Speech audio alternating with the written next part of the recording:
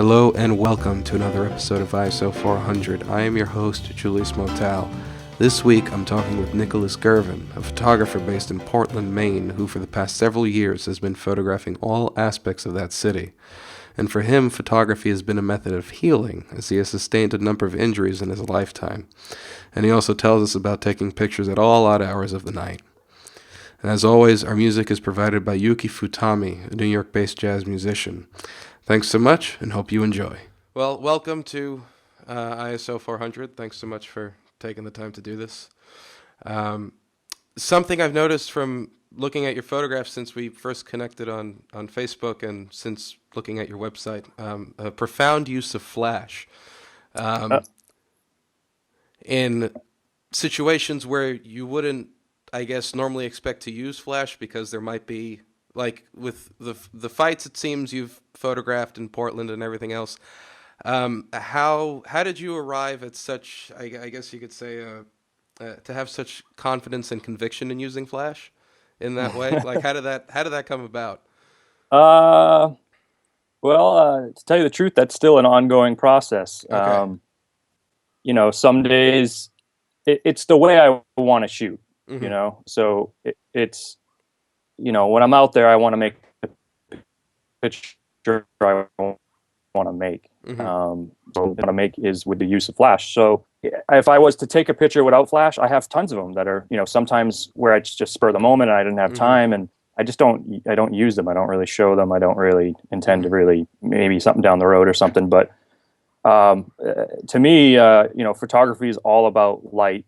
Mm-hmm. And to take control of the light with your flash is the responsible thing to do. Mm-hmm. And I think if you can, master natural light and flash, you're really on a good track to mastering your art. Yeah. It's not a necessity, and it's not something that, that everybody has to do. Sure. Some people enjoy it and some people don't. But I like the way it produces, especially in black and white. Mm. Big influences like Ouija and Mm-hmm. Bruce Gilden and stuff like that. I mean, when you look at Ouija's images, everything's in focus, and it's at night, and it's like, F8, F11, and everything's Right. just awesome. Yeah. It's really amazing because your eyes can wander through the photograph instead of, where it was at night and then you didn't use a flash, you're going to get, blown out backgrounds and short depth of field. And that isn't as appealing to me. I'm not shooting flowers and stuff. So, Yeah. so. I imagine the flash helps too, because you shoot a lot at night, and it seems Yeah, you I prefer use to a shoot at flash. night during the day. Yeah, yeah, sorry about that. No, Yeah, no, I no. use a flash during the day too. Mm-hmm. I use a flash during the day as well. Mm-hmm. Sometimes underexposing, cloudy days are great for flash. Even if it's just fill light, Mm-hmm. it adds a little something to a picture, I believe. But again, it's pretty hard to shoot and blasting people with light, and and like you said, to have confidence doing that. I mean, when a fight breaks out and you don't know these people, and I've several times I've almost ended up in the fights just from taking, because of the flash. If I didn't have the Right. flash, they probably wouldn't even have noticed me. Mm-hmm. So there is that added element of risk when you use a flash, that you're definitely waving a flag or blowing up the spot per Yeah. se, to say like, hey, I'm here and I'm Right. taking your photo. So Right. you gotta be cool headed, and you gotta be positive. Mm-hmm. Even if it's a fight. Right. It sounds silly, but I mean, I don't condone violence, but if it's happening, I'd like to make a photograph of it. Mm-hmm. You gotta, like the guy that one of the fights I got involved in, he photographing the fight, keep going, like don't mind me, like some kind of sarcasm or something and they don't know what to make of it usually, and they're just like, what's this guy doing? Like, Right. so Um, I so, guess that answers that. yeah. So what's your what's your shooting schedule? Because it seems like you photograph a lot at night and seemingly late into the night. Like how do you set your time up for Mhm. photographing? It depends on what's going on, like, Mm-hmm. whether it's a Friday night, whether it's like a full moon out, whether it's, I shoot different types of projects. Mm-hmm. I don't really label myself a street photographer. I just Right. like to make photographs, Right. most importantly of what I find interesting, and that's why I enjoy it. Mm-hmm. But definitely street is something I really find interesting. So, I mean, it varies, sometimes I'm exploring things that are underground in the Mm-hmm. city. It depends on what I'm doing, I guess. It depends on what I feel like doing. When I get burnt out on one subject, Mm-hmm. like 5 days straight hitting the street and really not getting much, or just done with it, like feeling burnt out, I switched gears to something else. Mm-hmm. Sometimes getting away from people and documenting freight train graffiti, or something that doesn't involve people, where it's just me and a subject, or Right. a situation, like a setting or something. Or I go explore the city. I try to find something new that I've never seen before. So yeah. Yeah. And I've noticed on your website too that you've got projects in black and white and color. How do you decide between the two? Well, again, I think that's based on the project. Sure. All my street work's in black and white. I'm going to continue to do that. Mm-hmm. Obviously, I just started doing a little bit of color for street work, Mm-hmm. just to mess around with it. Just Mm-hmm. why not have a little bit of that? Some shots just look better in Right. color. Where color is part of the subject, or part like melds with the whole photograph. Well, Mm-hmm. so it's just, even though sometimes you, because you're like, well, I want this to go towards this project. So, Mm-hmm. but again, it comes down to the individual photograph. Almost, I really like to shoot in black and white. I just think it looks great. Mm-hmm. Um, Colors can be really distracting sometimes. Yeah. So it depends on, what you're, if it's a really cluttered scene, with a lot of color, you could throw it in black and white, and it's more about what's going on in the photo, and there's less distraction. Things like that, I guess. Yeah. And when you're out doing your street work, are you primarily shooting digital or film or a mix of the two? A mix of the two. Again, it's based on project. Right. Project. It's nice to be able to, let it sit for a while and Mm-hmm. marinate, and come back to it later, and kind of like get surprises. I'm like, oh yeah, I totally forgot about that. Mm-hmm. But even some of my digital work, when I go through my archives in my library, there's stuff I took like a year ago that I was just looking at the other day, and I was like, I had no recollection of taking it. And how usually you look at a photo and it like kind of brings back a day. Yeah. I Yeah. think after you've been shooting street for so long, it just kind of turns into like a big mess of, Right. it's like it turns into one big long day, if you will. Yeah. And some images stick out more, and you're like, oh yeah, I remember, like I had coffee and I went down there and this happened. Right. And then other days it's just like, when was I doing that? Where was I? Right. Right. Well, with the Street Portland series on your website, where people feature prominently, is that a mix of the two, film and digital, evenly, or more to one than the other? No, the street Portland series is all digital. Okay. So it's just something I started digitally, and I just wasn't as involved in film at that time. Mm-hmm. And kind of kicking myself in the butt a little bit about it, but I would have liked it to be on film. Right. I really like film because you get negatives, and I really like archiving and logging my negatives, and Mm-hmm. trying to keep them organized. And it's a physical thing you have. But even with my digital, I print everything out. Mm-hmm. So even shots that I'm like, they're okay, Mark, I still print them out. Mm-hmm. So I have tons and tons and tons of prints, and I feel that it's I make photographs to make photographs, not to make JPEG Right. files. Sure. I don't want to make digital images. I want to physically hold something in my hand. And when in the previous interview, you kind of divided cities into sub-street, street, and above street.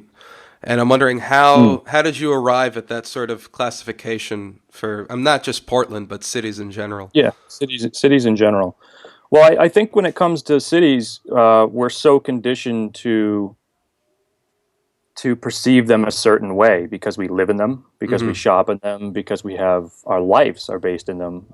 But if we were to go, say, to a national park, we would potentially climb a mountain. We would potentially go in a cave if it was accessible. We would potentially canoe down a river. We would experience all the elements that make up that environment. But when it comes to a city, we're like, you're supposed to walk down the sidewalk and walk in a crosswalk when you cross the street and go up the stairs and use the escalator if it's there, and that it's kind of silly to become or to claim yourself an urban photographer or a photographer or a street photographer and only focus on one subject. It would be like, I'm a nature photographer, but I only photograph mountains. I mean, what? There's more to nature than mountains. They're beautiful. And so I feel like, a city has layers, it has depth, it has, those are all subjects I'm interested in. And you've had a fairly tumultuous life.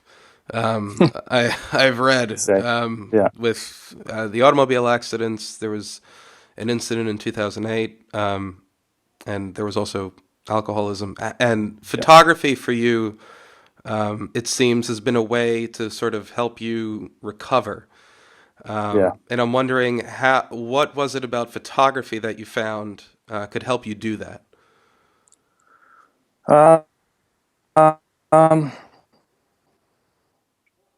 Well, I've always been a creative person. And unfortunately, when alcohol kind of took over my life, and you lose that. Some people say that they're more creative when they're intoxicated or under the influence of drugs, and sure, that's a phase. Maybe but it doesn't last. There's a point where that overtips, and your vices will overtake you or whatever. And so I think the way that it helped is, with rebounding from my injuries mainly. I suffered several major head traumas in my life. And I'm now diagnosed with post-concussion syndrome, which is prolonged and continuous, and it sucks. Which that interferes with my shooting quite a bit. When you're asked about schedule, it's around my health. Okay. But the way that kind of helps is when you're getting sober or you have an injury or you're facing some kind of, like you said, some kind of turmoil. It's nice to have an outlet. It's nice to have a place to escape, and it's positive to create things, no matter what it may be, whether you're painting or drawing or writing or maybe even just reading, taking in information. It doesn't always have to be about producing out. And to have that was key for me to be able to get motivated, to stay sober, to keep me occupied, to give me something to look forward to. There's so much, really. I mean, it really was therapeutic for me to put a camera in my hand during my early stages of recovery, especially from my head injury, because it's crazy to think you have a head injury, and it's your brain that has to tell your brain is injured to fix itself. So it's like you have to recondition. Your software and hardware is messed up, and it has to fix itself, and you have to guide it there by basically your thought process. And it's no easy task. It was probably the hardest thing I ever faced in my life, and at the same time, coming off of alcohol and stuff like that. So it was really tough. So, I mean, I guess that answers your question. It's you gotta have something to look forward to, and you gotta, there were days where I was getting sober, I just was like, what the fuck excuse my French. No, it's okay. Okay, good. It's going on YouTube, so don't worry about it. Oh, okay, great. It makes you kind of think, like, what do sober people do? Like, it got that bad that I didn't even know how to maintain or interact with people sober. I needed to have a drink. It was that bad.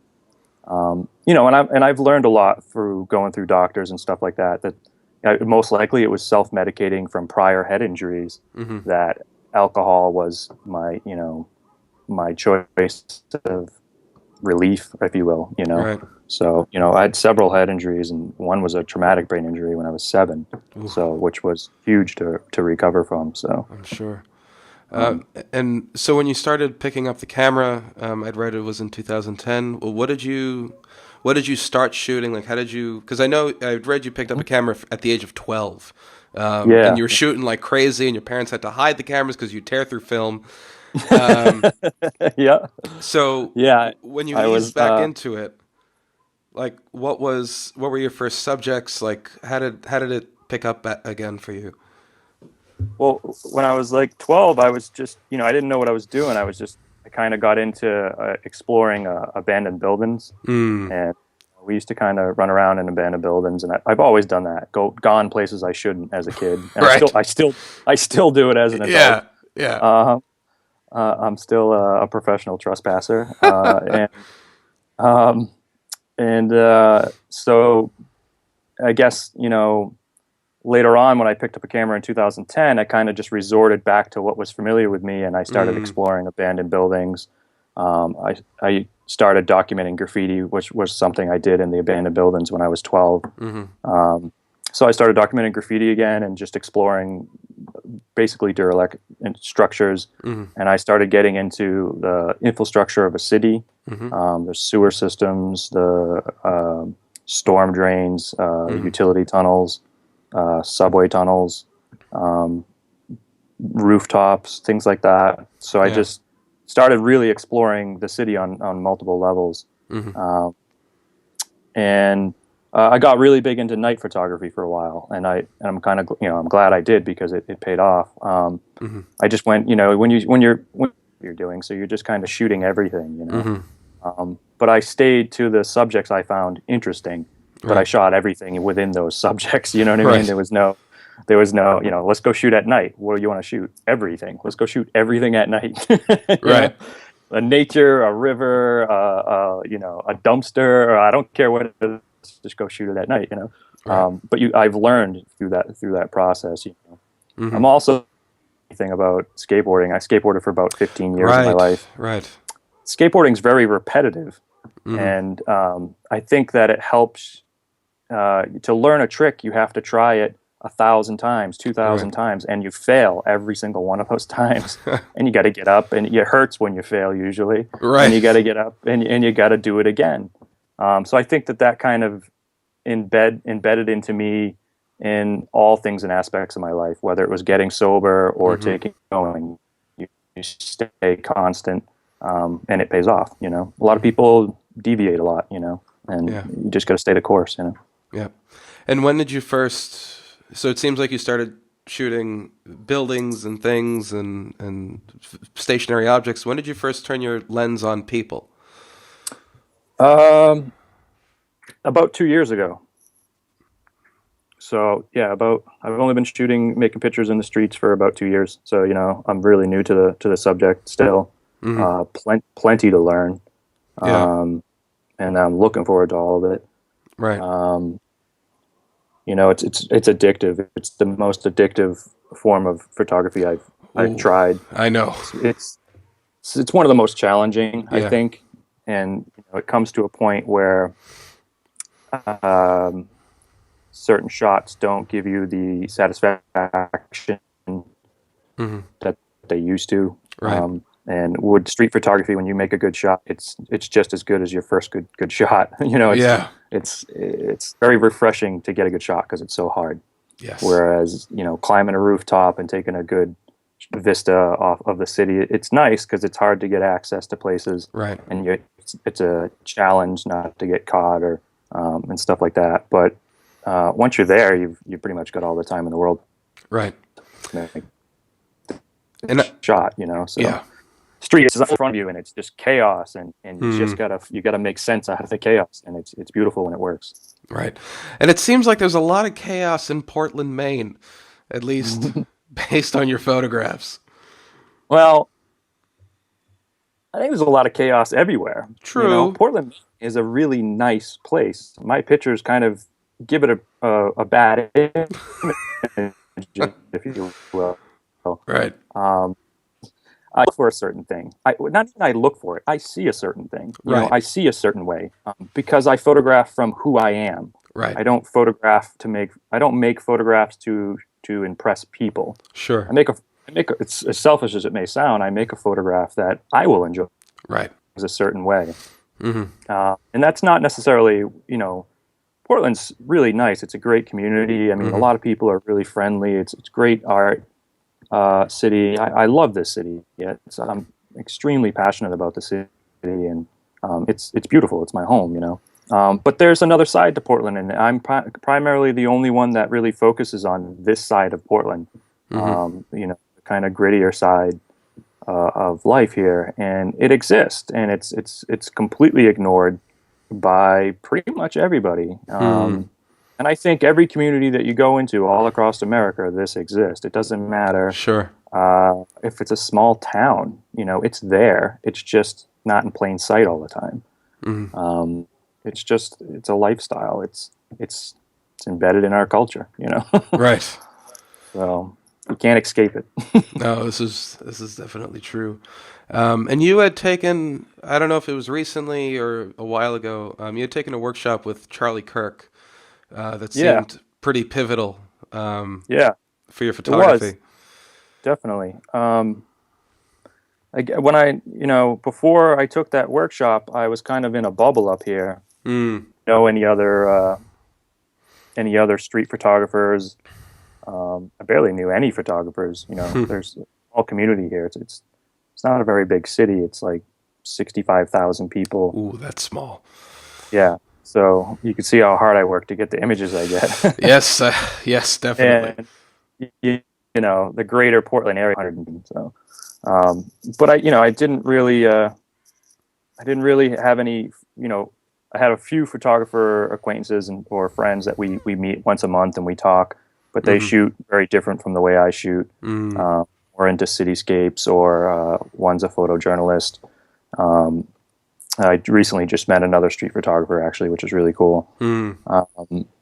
So, I was kind of separated, via the only thing that connected me to other people like-minded who are shooting like-minded like me is via the internet. So taking that course kind of helped me clarify what I was doing, because without having any feedback from anybody, you don't really, you feel like you're doing it right, but you don't want to just assume. You need some feedback or some criticism from peers or like-minded people. And I think that's really important as a photographer to be open-minded and really, consider feedback from people that you trust or you respect, because it's huge in your learning curve. Right. So, taking the course was really helpful.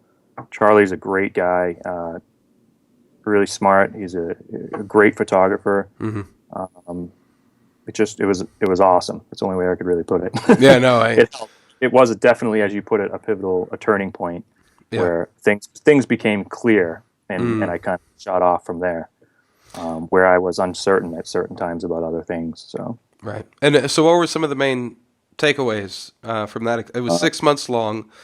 It was. We had a couple of projects each month. Some of them I was already aware of, and some, even if I was aware of them, it was still really good to practice them. But we did like depth, separation, emotion, like go out and make, 36 photographs of emotion. That's really hard to do in 1 month. Yes. That don't suck, Right. That aren't just, So, we covered quite a bit. I think what was so beneficial was the interaction, and we would talk via Skype, and just having the conversations was huge in pushing forward and keeping me motivated. And there comes a point, I think, like a tilting point where in your photography you need that extra push. You need a nudge to go forward. And so taking a workshop at that point, if you reach that, or if you're there in your I don't want to say career, in your photography, in your photography, then you should definitely consider a workshop, for sure.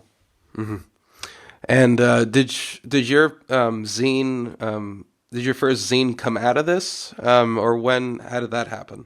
Well, yeah, it's a lot of the stuff from the zine, Brickwork, which I just self-published. That was photographs that I made basically the prior year before, and a few during the workshop, I think.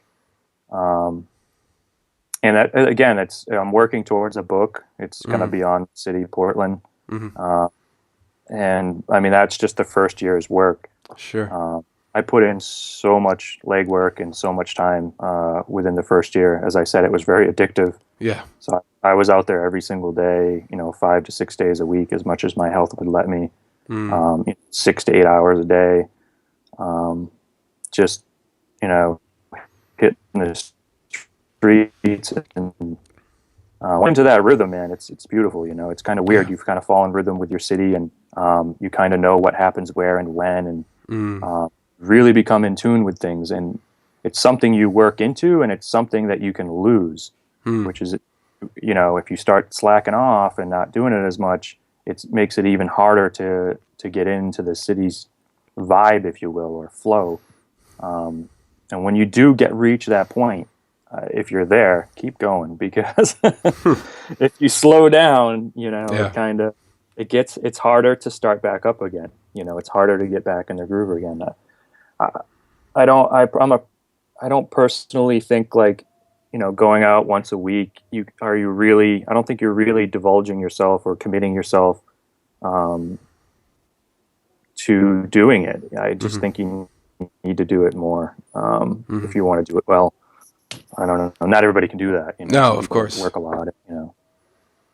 But the more you can do it, the more regimented you get with it, the faster and better you're going to get at it, and the better you're going to be able to read your environment, which is going to yield better photographs. Yeah, no, that's definitely true. And have you, in the course of your photography thus far, I mean, have you fallen into slumps? And if so, how have you pushed through them?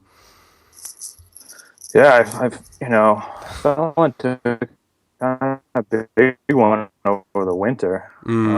Winters here are pretty harsh, and there's not a lot of people. It's hard to stay motivated, and you really got to think hard on like, well, where can I go to make the best pictures and things like that. Right. Or you just freeze your ass off a lot for hours, Yeah. Which isn't always exciting and fun, but Right.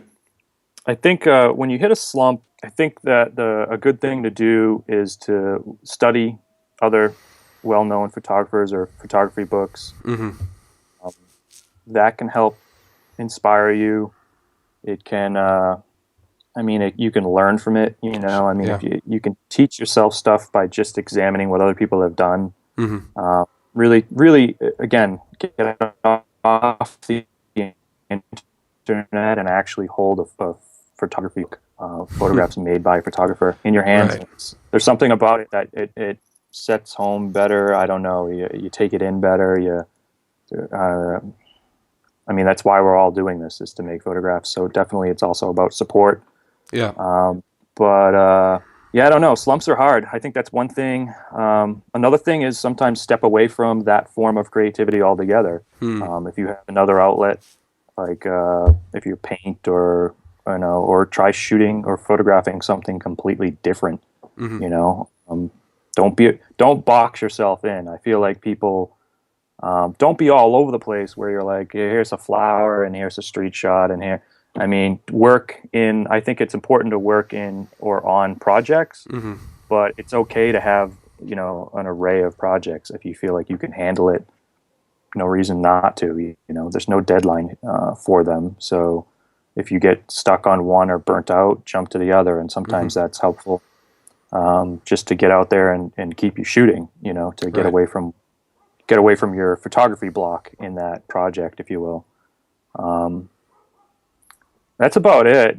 Sometimes it just sucks. And I think it's the best thing I could say to overcome a slump is to realize it's okay to be in a slump. You can't be on all the time. You can't be firing winners every day, as a creative person. You got to enjoy your life, your family, your loved ones. This stuff can overtake all that. Right. Next thing you know, you're like, I don't have any friends. No, I just have photographs. Yeah. So what are some of your go-to photo books? Oh, there's a lot. I just got this, which is mind-blowing. Very nice. I've heard of that one. You cut out there. What'd you say? I said I've heard of that one. Yeah, it's the guy shot in New York City for it's the guy. Probably should say his name, huh? Let me say it wrong. Andrew Salvlich, if I'm saying the last name wrong, probably. Maybe. Um, but he shot, yeah, probably.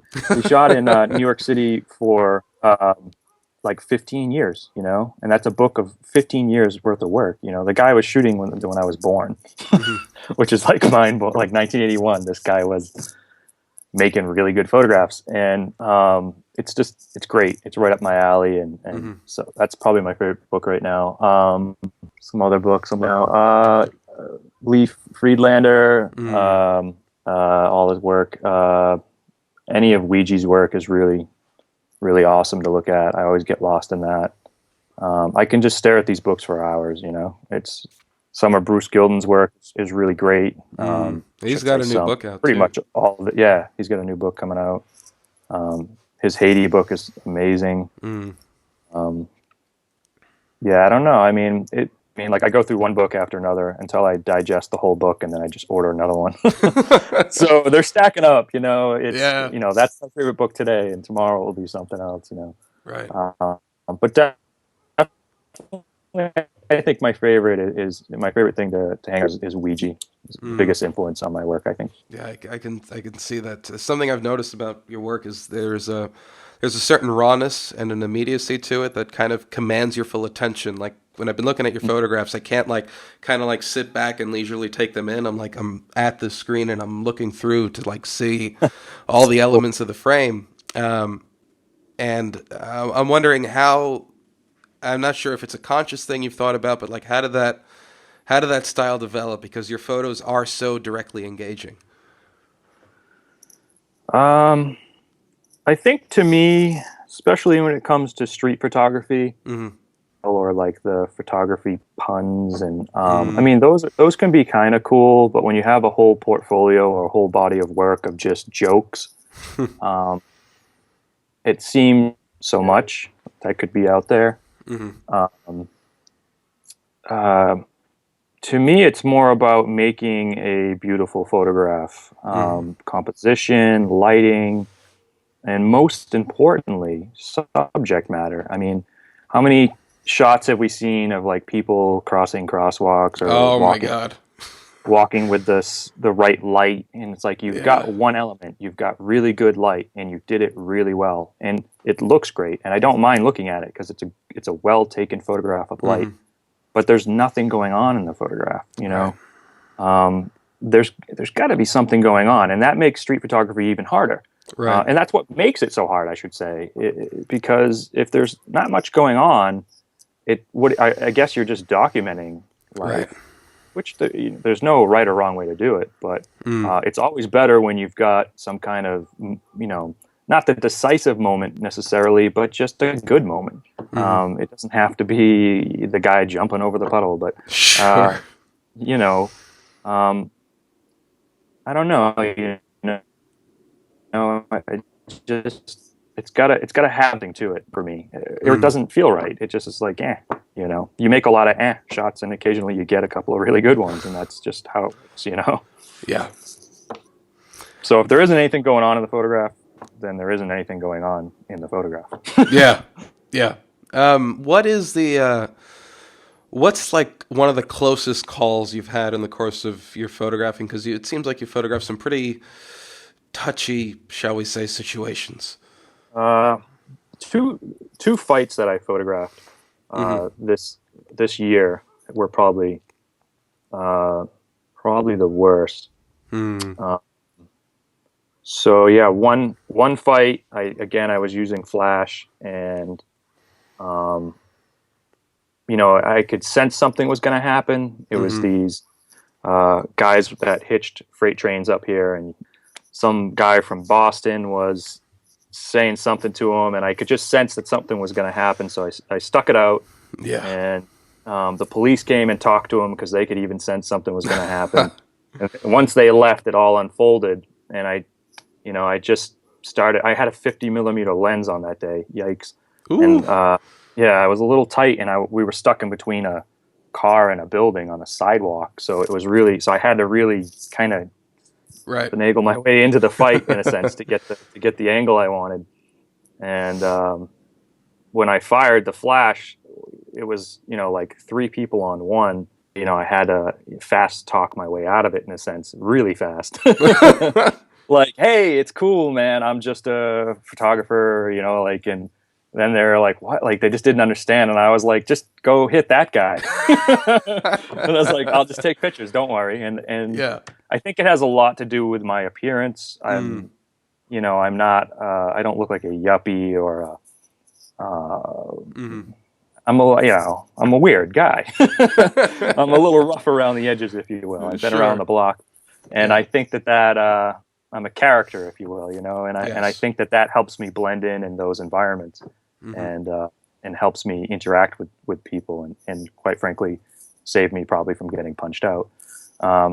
The other time was, again, a guy got thrown out of a bar.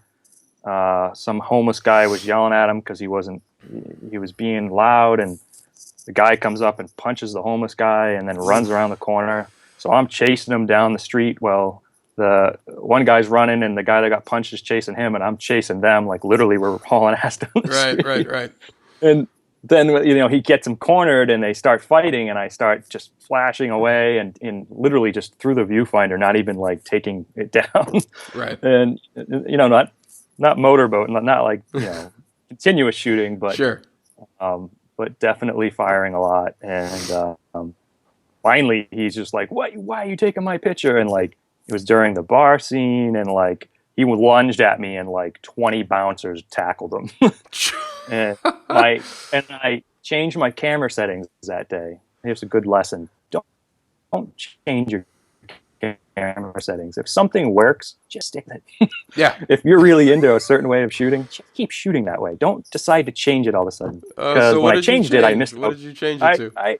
I tried to shoot on a higher ISO and not so much with my flash. So when I was while this was all happening, I'm fumbling with my camera to get it set up back the way I usually shoot. And I'm missing shots while I'm trying to reset things. And when that tackle happened, it was like a pile of people, and it was so dramatic. He was reaching out, trying to kill me, and I was just like trying to photograph it. And I missed the shot, basically, because I decided it would have been the best shot I ever made. And maybe that's just because I didn't make it. Right. Yeah. No, the missed one always feels like that the one would have been you missed. My magnum opus. Exactly. So, but again, it really comes down to your personality. You got to stay positive no matter what the situation is. You got to be open, and you got to be friendly, and you got to be prepared for the worst. Sure. Unpleasant. I went to photograph this guy, and I could see he probably suffered from a mental illness or something, and he was really interesting to me, and I was kicking myself like, I have to make this photograph. I'm going to hate it if I don't. And I kind of felt like it wasn't going to work, and I was like, you know what? Just go for it. What's the worst thing that's going to happen? Yeah. Well, occasionally he's going to spit on you. That's what's going to happen. So that was a little unpleasant. And it actually, it made me feel bad. Like, it made me like, this guy was so angry I took his picture. He spit on me. You know what I mean? Like, what a jerk I am. Right. I felt horrible, but I think you have, to a certain extent, if you want to make good photographs, you have to be willing to put yourself out there. Sure. You can't stay inside that safe zone and expect to make really good work. I think you have to push that boundary when you're comfortable to do it. And it's not saying don't have respect for your subjects. I have the utmost respect. But not everybody's going to agree with what you want to do. And that's just life, no matter what you want to do, whether whether you want to ride a skateboard down the street or take a picture, or someone's going to be mad that you're making too much noise, or you're in the way, or that you took their picture, so you can't please everybody. So. Right. I've seen in some of the photographs, I mean, I don't want to make assumptions, but it looks like you have photographed homeless folk. And what I think you do well is that the photos, they don't feel and they don't look exploitative, which is, I think, where a lot of photographers fall short. It's sort of the spectacle of the homeless, whereas with you, there's something really grounded and humane about them. And I'm wondering, is there a rapport you develop with these folks, or like how do you approach Yeah. photographing the homeless? Because it is a touchy subject for a lot of photographers. Well, two things on this. There's one thing that really kind of rubs me the wrong way is a lot of people, a lot of street photographers will be like, I don't want to take advantage of that person who's down and out, or who's having Sure. a tough time, or who may not have a home. Right. I think that is absolutely ridiculous. For a couple of reasons. To not make a photograph of an individual person because they don't have a wooden or brick structure to sleep in is ridiculous. If they don't have a bed to rest in, so that means you will not take their photograph. That's what homeless is. It means they don't have a home to live in. Let's think about that. Right. So you're not taking a photo because this person doesn't have a home? What? Yeah. I'm not going to take a photo because this guy has a car. Does that make any sense? No. It's the equivalent. You know, Right. I'm not going to take a photo of this guy because he's wearing shoes. He has shoes, so I will not take his photograph. I don't. Some people have things and some people don't. In all reality, we all own nothing. We go to the grave with nothing. Right. So what you own doesn't dictate what I take photographs of, or your financial stature. Well, this guy's really wealthy, so I think we should take photographs of him. What are people talking about? I know. And then, so the other fold to that question is, I have a lot of respect for people that are having turmoil in their lives, that are having a difficult time, because these people need a voice for themselves. Sometimes society overlooks these people, actually almost all the time. And in fact, most people look at people who are homeless or have mental health issues as problems. And that's really messed up, we need to, as a society, we need to move forward and realize that what you have doesn't make who you are. We got to get away from the materialistic. As photographers, I think we need to do that too. And you need to stop not shooting certain things because, let's face it, because it makes you uncomfortable as a photographer. That's what I feel like saying to most people. It makes you uncomfortable and you're afraid to have an interaction with this person because, one, you'll probably feel remorse for them. Two, you're going to have to talk to somebody who's not having a good day. Sure. And, three, again, I think it really comes down to it just makes you uncomfortable as a photographer. And you got to work past that.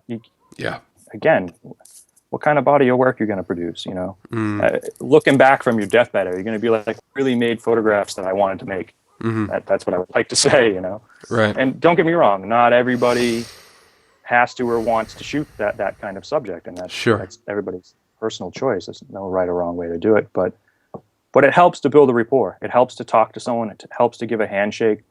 Buy someone a coffee. Have a conversation with them. Maybe you can hang out with them and get a couple of good photographs. They'll show you something. They'll take you somewhere. You make a good portrait of them at the very least. Help someone out. So sometimes I don't even take photographs. I just go and hang out with somebody who's having a bad day and just talk to them. It's a small town. I see a lot of the same people. They know who I am. They know what I'm doing. Right. Not everybody does. Yeah. There are certain people that I try to stay away from because I feel like they would, it is dangerous out there walking around at night by myself in the shitty neighborhoods here with a camera that obviously people take note of that. Usually I bring a shittier film camera now. Because someone wants to rob me, they can have it. There you go, buddy. $50, Manolda. It's yours. I'll buy another. Yeah. Now, something I ask everybody in these interviews is a question about a piece of advice, and I typically tailor it to the photographer's experience. So what is, and given that you live and breathe Portland, I mean, that is, for now at least, it's your city. Yeah. What is one piece of advice you'd give to a photographer who's looking to do a project in their own city? Can you repeat? Because you cut out there. Sorry. No worries. What is one piece of advice you'd give to a photographer who's looking to do a project in their own city? Oh, boy.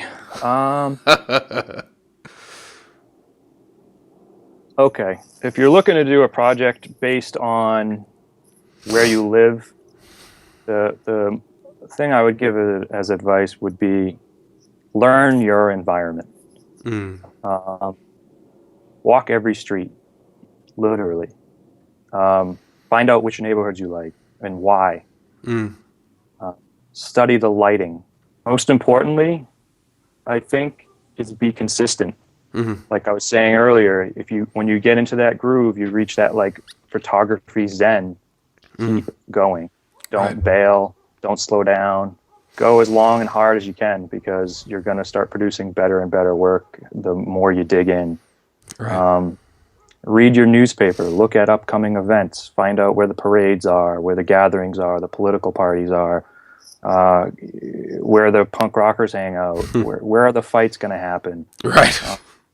Everything, learn your environment. Your environment is a really complicated place. It's not as black and white as people think it is. There's so much going on in a city, no matter what size it is, that you just don't see because you're not engaging it. Right. So learn how to engage your city in a different way. When you step out your door and you go to the grocery store, you go from your house to the grocery store, or you go to work, you're going from point A to point B. These are like, you have a goal, you have a set direction, you're set to do something. So you're not engaging your city. You're just passing through it. And explore your city. No intentions, no direction. Just go with your instincts and follow your gut. Maybe try to get embedded with your police department or your fire department. Most departments will do ride-alongs and stuff like that. That could yield good photographs. Yeah. But again, I think to sum it up quite simply, it's learn your environment. That's what's going to yield good photographs. All right. Well, fantastic. Thanks so much for taking the time to do this. It's been great.